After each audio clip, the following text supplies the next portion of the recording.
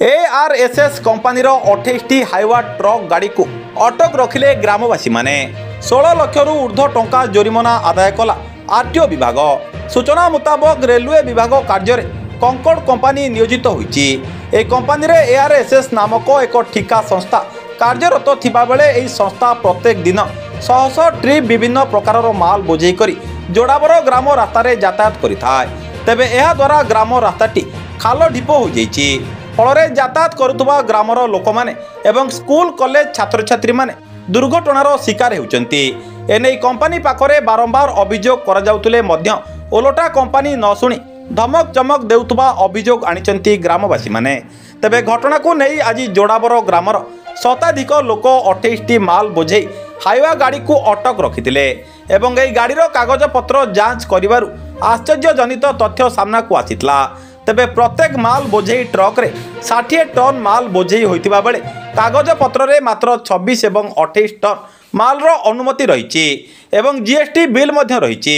तेबे दिन द्विपहरे सरकार को आईन रो ध्वजा उड़ाइछि एआरएसएस संस्था। घटना को नहीं ग्रामवासी माने तुरंत आरटीओ विभाग एवं जीएसटी विभाग को सूचना देइथिले। तेबे विभागीय अधिकारी तुरंत घटनास्थल रे पहुंची प्रत्येक गाड़ी उपरे चढ़ाऊ करी आज प्राय 16 लाख रु ऊर्ध्व टंकार जोरिमाना आदाय करा जाइतिबा सूचना मिली।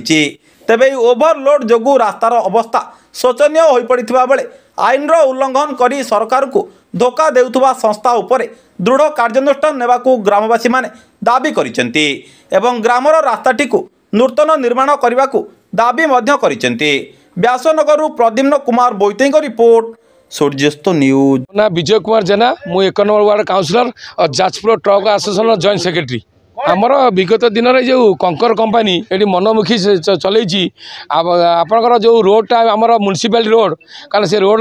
माने तैयारी करूना कारण प्रोजेक्ट भी तार करी कंटेनर नहीं सारे रैक माल नहीं सारे जहाँफल आम रोड मीटिंग रे से दिन कलेक्टर साहब जाजपुर कलेक्टर साहब आमको कहते आम कथा जो मीटिंग रोड मीटिंग पड़ता आम कहूँ आज्ञा ओभरलोड माल जिते से नौ सी कहने गाड़ी माल आनुची 50 टन 60 टन गोटे गाड़ी किंतु सी लिखुची 25 टन 24 टन किंतु एक्चुअली माल 50 टन ओभरलोड आनुची प्लस जीएसटी रे भी 50 टन दबा कथा जो चिप्स रे से किंतु 24 टन जीएसटी देखौची माने फांकुची गवर्नमेंट को फांकुची। कलेक्टर सार को नजर में पड़े कलेक्टर सार भी आसन देकी कहले तमें गाड़ी की अटके आम जाजपुर आरटीओ को तुरंत हस्तक्षेप कर जाओ आम साहय कर एडीएम सार भी साहय कर विगत दिन में ये जो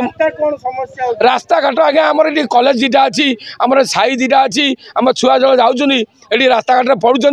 5-6 जन इंजर्ड होती मेजर इंजर्ड भी होती स्कूल एरिया किंतु ये गाड़ी मनमुखी 50 टन 60 टन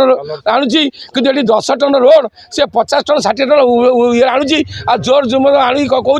गाँ लोग केस करमी ये करमी से पूरा ये लगे जहाँफल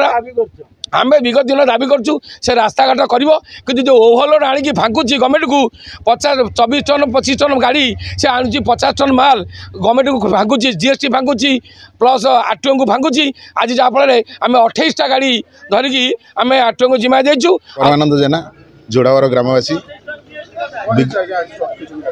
एक्चुअली आमर 2 वर्ष है कंटेनर कॉर्पोरेशन ऑफ इंडिया गोटे साइडिंग गोटे लॉजिस्टिक पार्क कर 2 वर्ष है भित्तिभूमि आरंभ कर जहाँद्वारा कि ये आखपाख लोकों सहित कौन मीटिंग करना कि कौन गोटे ग्राम सभा करना से नक मनमुखी भाव में चल विगत दिन आम बहु बार ताकू लिखित आकार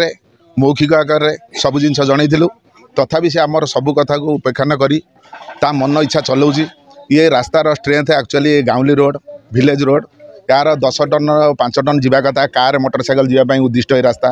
मनमुखी भाव में 50 टन 60 टन नहीं ये रास्ता को आस्ते आस्ते खाल ढिपर पूरा परिपूर्ण करदेला। मेटाल चिप्स एत गधा हो लोक मैंने चलिया अक्षम हो पड़े ये रास्ता उपरे कम से कम 100-150 परिवार बस्ती बासिंदा आप निर्भर कर रास्ता कड़े अच्छा